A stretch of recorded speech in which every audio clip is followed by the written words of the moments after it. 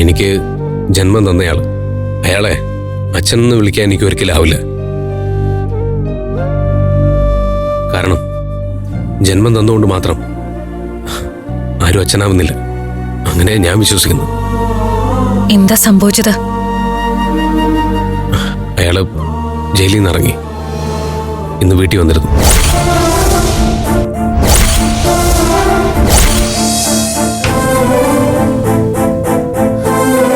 നമുക്ക് താല്പര്യമില്ലാത്ത ആരെയും നമ്മുടെ ജീവിതത്തിലേക്ക് അടുപ്പിക്കേണ്ട കാര്യമില്ലല്ലോ ബി. അത് നമുക്ക് തീരുമാനിക്കാമല്ലോ. അത് ഞാൻ മാത്രം തീരുമാനിച്ചുകൊണ്ട് കാര്യമില്ല അമൃത. അമ്മയ്ക്ക് അയാളോട് എന്തോ ഒരു സോഫ്റ്റ് കോൺട്രാക്ട് തോന്നുന്നുണ്ട്. അതാണ് എന്നെ ഡിസ്റ്റർബ് ചെയ്യുന്നത്. അയാൾ എനിക്ക് വേണ്ടി ഒരേ ഒരു ഉപകാരം മാത്രമേ ചെയ്തിട്ടുള്ളൂ. ദിവ്യപ്രഭയായിട്ടുള്ള കല്യാണം മുടങ്ങാൻ അയാളൊരു കാരണമായി.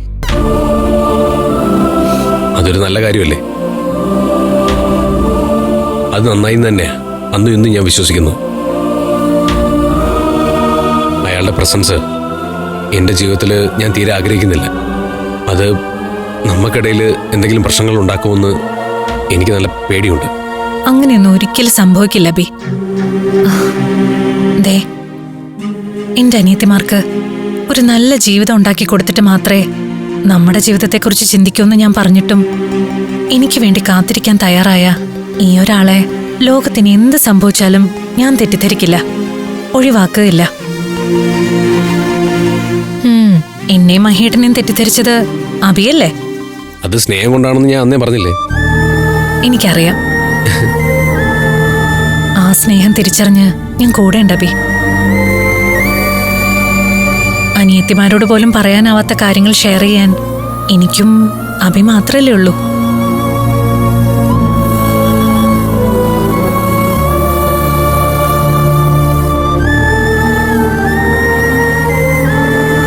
നാളെയാ ആതിര ആരാധ്യൻ ട്രെയിനിങ്ങിന് പോകുന്നേ. എന്നിട്ട് അവരോടെ?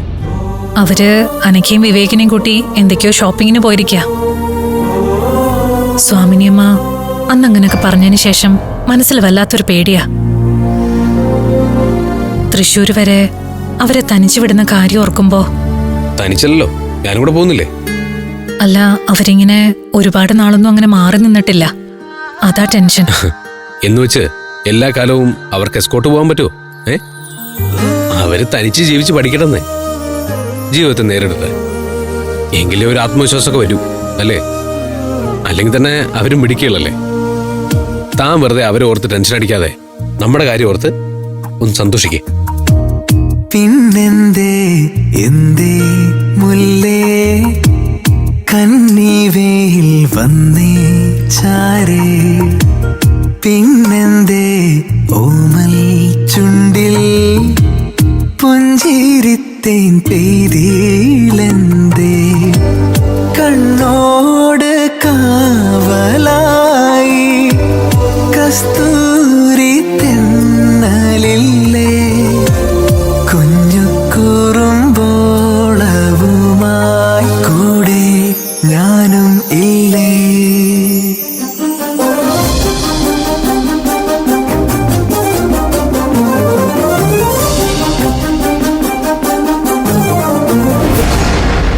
ഞാൻ പറഞ്ഞ കാര്യങ്ങൾ നീ അമൃതമോളോട് പറഞ്ഞോ?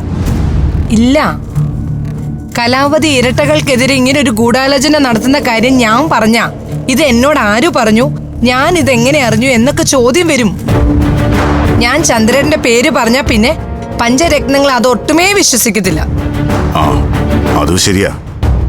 എന്നെ അത്രയ്ക്ക് ദുഷ്ടനും തെമ്മാടിയുമായി എന്റെ മക്കളുടെ മനസ്സിൽ പ്രതിഷ്ഠിച്ചിരിക്കുകയല്ലേ ആ കലാവതി. എന്റെ പേര് പറയാതെ മറ്റേതെങ്കിലും വിധത്തിൽ നീ ഇത് അമൃതയെ അറിയിക്കണം. അല്ലെങ്കിൽ അനുഭവിക്കാൻ പോകുന്നത് എന്റെ ഇരട്ട കുട്ടികളാ. ചന്ദ്രേട്ടൻ പറഞ്ഞ കാര്യങ്ങൾ ഞാൻ അതേപടി അല്ലെങ്കിലും ആതിരയുടെയും ആരാധ്യയുടെയും തൃശ്ശൂർ യാത്രയുടെ ഇടയിലെ ഒരു ആൺതുണ വേണമെന്ന് ഞാൻ അമൃതയോട് പറഞ്ഞിട്ടുണ്ട്. ആ, അത് നന്നായി. എന്നിട്ട് നീ പറഞ്ഞ കാര്യം അമൃത അംഗീകരിച്ചോ? അംഗീകരിച്ചെന്ന് മാത്രമല്ല, അവരുടെ കൂടെ അഭിമന്യുവിനെ വിടാനും തീരുമാനിച്ചു. ഹോ, ഇപ്പോഴാ എനിക്കൊരു സമാധാനമായത്. എന്റെ മക്കൾക്ക് തുണയായി അഭിമന്യുവാണ് പോകുന്നതെങ്കിൽ പിന്നെ എനിക്കൊന്നും പേടിക്കാനില്ല. കലാവതി എന്നല്ല, ഒരാൾക്കും എന്റെ മക്കളെ ഒന്നും ചെയ്യാൻ പറ്റില്ല. ഉശിരുള്ള ആൺകുട്ടി അവൻ. എന്തായാലും എനിക്ക് വേണ്ടി നീ ഇത്രയെങ്കിലും ചെയ്തല്ലോ. എന്നാലും ചന്ദ്രേട്ടൻ പറഞ്ഞ കാര്യങ്ങളൊന്നും ഞാൻ പൂർണ്ണമായിട്ടും അങ്ങോട്ട് വിശ്വസിച്ചിട്ടില്ല. അതെന്താ?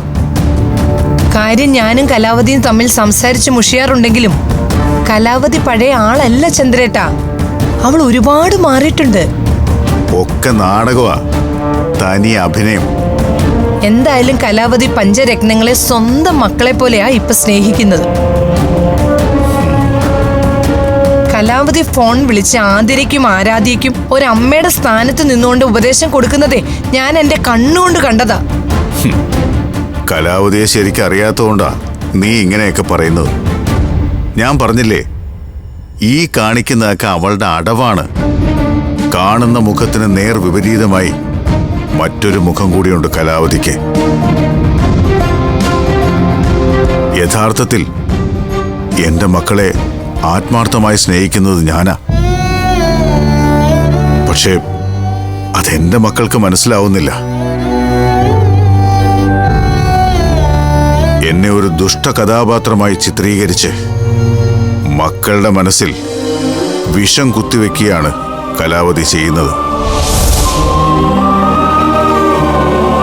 അങ്ങനെ എന്നെ മോശക്കാരനാക്കിയാണ് പഞ്ചരത്നങ്ങളുടെ മനസ്സിൽ കലാവതി കയറി കൂടിയതും അവരുടെ ഹൃദയത്തിൽ ഒരമ്മയുടെ സ്ഥാനം ഉറപ്പിച്ചതും.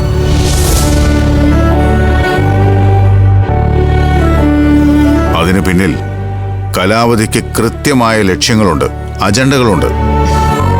പഞ്ചരത്നങ്ങളെ മയക്കി കുപ്പിയിലാക്കിയിട്ടേ കലാവതിക്ക് എന്ത് നേടാനാ ചന്ദ്രേട്ടാ?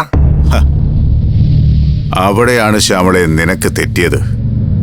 കലാവതി എന്ത് കാര്യം ചെയ്താലും അതിന് പിന്നിലൊരു ഗൂഢലക്ഷ്യവും ഉണ്ടാവും. ഇത്രയും നാളത്തെ എന്റെ അനുഭവം അതാണ്. അമൃതയെ മഹേന്ദ്രന്റെ ഭാര്യയാക്കി പഞ്ചരത്നവും സ്വത്തുക്കളും തട്ടിയെടുക്കുകയാണ് അവളുടെ ലക്ഷ്യം. അതിനുവേണ്ടി മറ്റുള്ളവരെ കൊല്ലാൻ പോലും അവൾ മടിക്കില്ല. അത്രയ്ക്ക് ക്രൂര മനസ്സാ അവളുടേത്. ഞാനൊരു കാര്യം പറയട്ടെ, അത് പറയുന്നതുകൊണ്ട് ചന്ദ്രേട്ടന് വിഷമമൊന്നും തോന്നരുത്. ചന്ദ്രേട്ടൻ ഒരു സൈക്കാട്രിസ്റ്റിനെ കാണുന്നതാ നല്ലത്. എനിക്കൊരു കുഴപ്പമില്ല ശ്യാമളെ. ഞാൻ പറയുന്ന മുഴുവൻ സത്യമാ. ലോകത്തിലെ എല്ലാ മനോരോഗികളും പറയുന്ന കാര്യം തന്നെയാ ചന്ദ്രേട്ടനും പറയുന്നത്. ഒരു കുഴപ്പവും ഇല്ലെന്ന്. ആവശ്യമില്ലാത്തതൊക്കെ ചിന്തിച്ചു കൂട്ടിയിട്ടേ ചന്ദ്രേട്ടന്റെ സമനില തെറ്റിയിരിക്കുക. എത്രയും പെട്ടെന്ന് ഒരു സൈക്കാട്രിസ്റ്റിനെ കണ്ട് മരുന്ന് കഴിച്ചു തുടങ്ങിയില്ലെങ്കിലേ ഇത് പ്രശ്നമാവേ. എന്തെങ്കിലും ആവശ്യമുണ്ടെങ്കിൽ എന്നെ വിളിച്ചാൽ മതി. ഇരു ചെവി അറിയാതെ ഞാൻ സഹായിക്കാം. അപ്പൊ ഞാൻ പൊയ്ക്കോട്ടെ.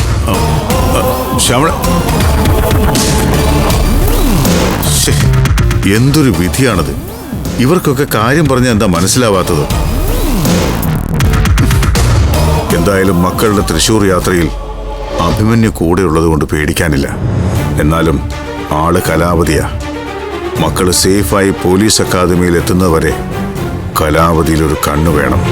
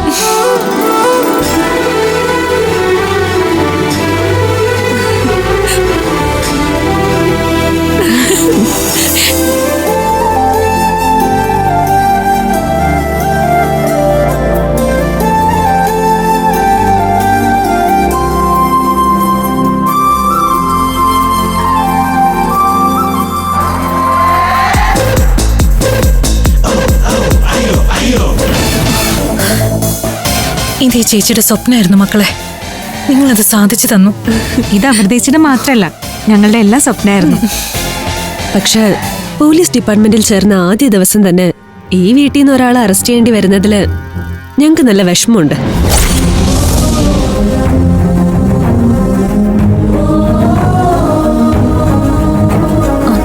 ആരെ അറസ്റ്റ് ചെയ്യുന്ന കാര്യ നിങ്ങളീ പറയുന്നേ? വർഷങ്ങളായി കേരള പോലീസിനെ കബളിപ്പിച്ചുകൊണ്ട് നടക്കുന്ന ഒരാൾമാറാട്ടക്കാരി ഇവിടെ ഉണ്ട്.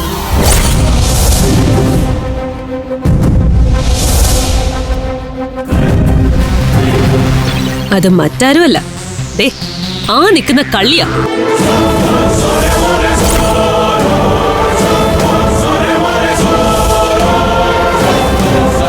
നിക്കണേ. അയ്യോ കർത്താവേ, പിടി വീണു.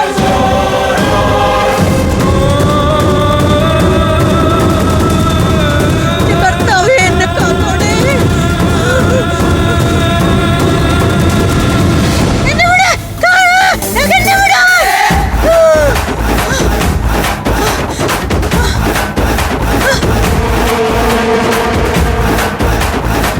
ഈശോയെ, ഞാൻ കണ്ടത് സ്വപ്നമായിരുന്നോ? എന്നെ പോലീസ് പിടിച്ചില്ലേ?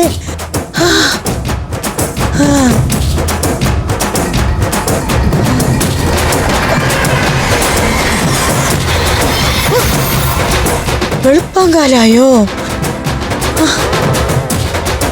എന്തായാലും ഇരട്ടകൾ പോലീസ് ട്രെയിനിങ്ങിന് പോകുന്ന ദിവസം തന്നെ ഇങ്ങനെ ഒരു സ്വപ്നം കണ്ടത് എന്തോ ആപത്തിന് സൂചനയാ.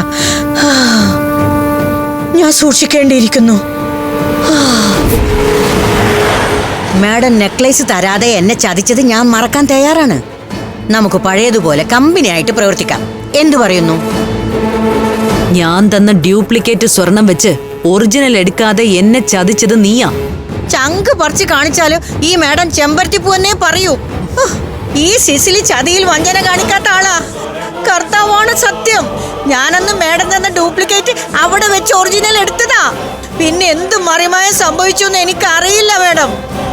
ഒരു നുണ പല ആവർത്തി പറഞ്ഞ സത്യം ആവില്ല സിസിലി. ആ എന്തായാലും കഴിഞ്ഞത് കഴിഞ്ഞു, അത് വിട്ടുകളാ. ഇനി എന്റെ തലയെ കയറാൻ വരില്ല എന്ന് ഉറപ്പുണ്ടെങ്കിൽ മാത്രം കൂടെ നിന്നാ മതി. ഞാൻ എന്നും മാഡത്തിന്റെ വിശ്വസ്തയായ അടിമയായിരിക്കും.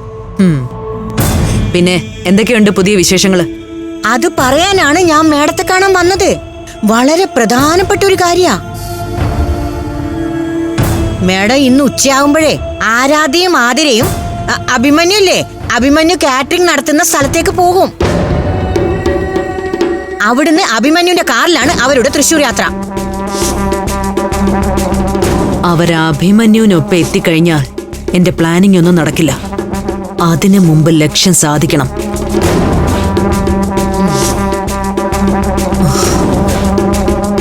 എന്തു വന്നാലും വേണ്ടില്ല, അവളുമാരെ SI ആവാൻ പാടില്ല. ആയാല് ആദ്യം അറസ്റ്റ് ചെയ്യുന്നത് എന്നെ ആയിരിക്കും. തൊട്ടു പിന്നാലെ അകത്തു പോകുന്നത് ഈ സിസിലിയും ആയിരിക്കും. അതെ, അതുകൊണ്ട് ഏത് വിധത്തിലും അവളുമാരുടെ ട്രെയിനിങ് തടയണം.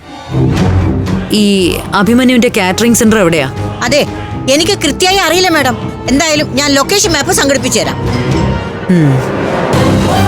ഇക്കാര്യത്തില് ഞാൻ വേണ്ടത് ചെയ്തോളാം. സിസിലി ധൈര്യമായിട്ടിരിക്കെ.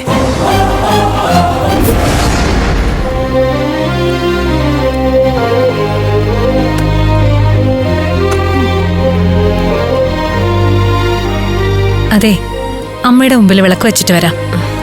അമ്മയുടെ മുമ്പിൽ വിളക്ക് വയ്ക്കാൻ മാത്രമല്ല, അമൃതേച്ചിയുടെ കാല് തൊട്ട് വന്നിച്ച് അനുഗ്രഹം വാങ്ങിച്ചിട്ട് ഞങ്ങൾ പോവും. അമൃതേച്ചിയുടെ മാത്രല്ല, ഞങ്ങളുടെയും കാലിട്ട് വന്നിക്കണം. അതിനുവേണ്ടി അനഘേച്ചി ഇന്നലെ പെഡിക്യൂറൊക്കെ ചെയ്തതാ. ആ, അത് പിന്നെ ജീവിതത്തിൽ ആദ്യമായിട്ടാ എന്റെ കാല് തൊട്ട് വന്നിക്കാൻ പോകുന്നെ, അതും 2 പേര്. അതുകൊണ്ട് കാലിച്ചിരി വൃത്തിയായിരിക്കണ്ടേ. അയ്യട മനമേ, അമൃതേച്ചി നമ്മുടെ അമ്മയുടെ സ്ഥാനത്താ. അതുകൊണ്ട് അമൃതേച്ചിയുടെ കാല് തൊട്ട് അനുഗ്രഹം വാങ്ങും. ബാക്കി എല്ലാവർക്കും ഷേക്ക് ഹാൻഡ്, അത് മതി. ദേ, ഞങ്ങളുടെ 2 പേരുടെയും കാല് തൊട്ട് വന്നിച്ചില്ലെങ്കിലേ നിനക്കൊക്കെ ശാപം കിട്ടും. ചേച്ച ശാപം ഒന്നും കേട്ടിട്ടില്ലേ? ഓ, കേട്ടിട്ടുണ്ട്. ആ, ഞങ്ങള് മനസ്സറിഞ്ഞ് ശപിച്ചാലേ നീ ഒന്നും ട്രെയിനിങ്ങിന് തൃശ്ശൂർ വരെ പോലും എത്തില്ല. അനക്കേ ഒരു യാത്രയ്ക്ക് ഇറങ്ങുമ്പോഴാണോ ഇങ്ങനത്തെ അറം പറ്റുന്ന വാക്കുകൾ പറയുന്നത്? സോറി അമൃതേച്ചി, ഞാൻ വെറുതെ ഒരു തമാശയ്ക്ക്. തൃശ്ശൂർ വരെ എത്തില്ല പോലും. ഇതാണോ തമാശ? എപ്പോഴാ നാവില് ഗുളികൻ ഇരിക്കാന്ന് പറയാൻ പറ്റില്ല.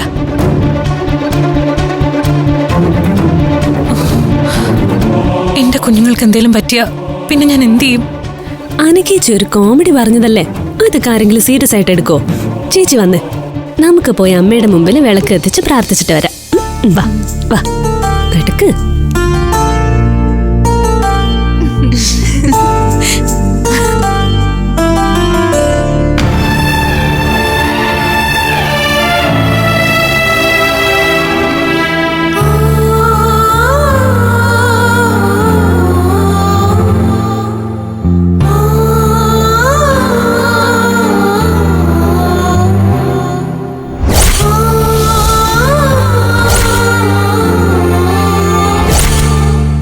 ഈശ്വര, വിളക്ക് കെട്ടുപോയല്ലോ.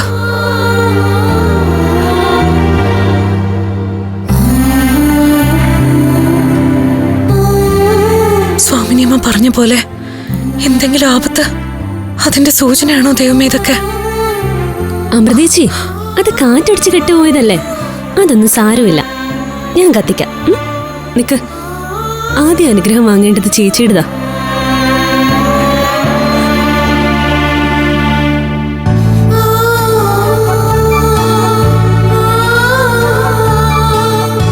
നന്നായി വരും.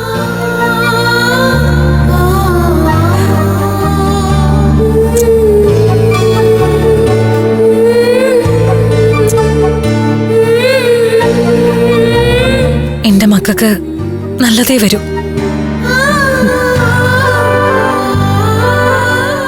വിളക്കൊന്നൂടെ കൊളുത്തു മോളെ.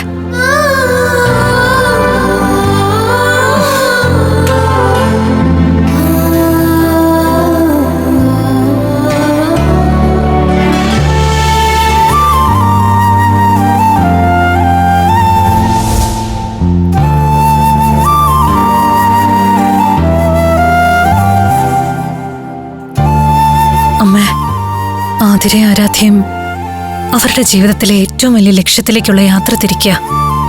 അമ്മ അവരെ അനുഗ്രഹിക്കണം.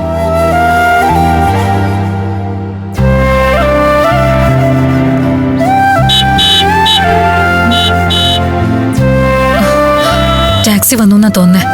വാ.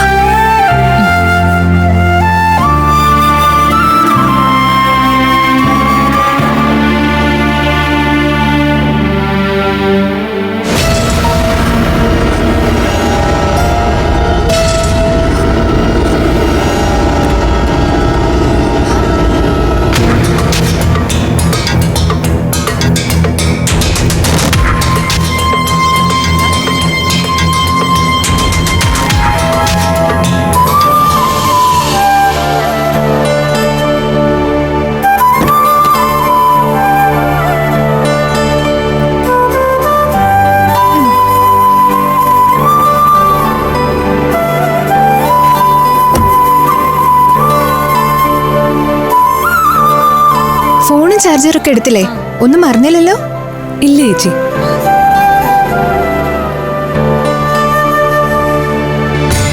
ഇരുവരും ഇരട്ടകളായതുകൊണ്ട് രണ്ടാളെയും അതൊരുപോലെ ബാധിക്കും. അതിൽ തന്നെ ജനന സമയത്തിൽ ചെറിയ വ്യത്യാസം ഉള്ളതുകൊണ്ട് ആരാധ്യയുടെ സമയമാണ് കൂടുതൽ മോശം. അവർക്കെന്തെങ്കിലും ആപത്ത്? ആരാധ്യയ്ക്ക് മരണത്തോളം എത്താവുന്ന അപകടങ്ങൾ വരെ ഉണ്ടായേക്കാം. ആതിരയ്ക്ക് മനസ്സമാധാനക്കേടും അലച്ചിലുമാണ് കാണുന്നത്.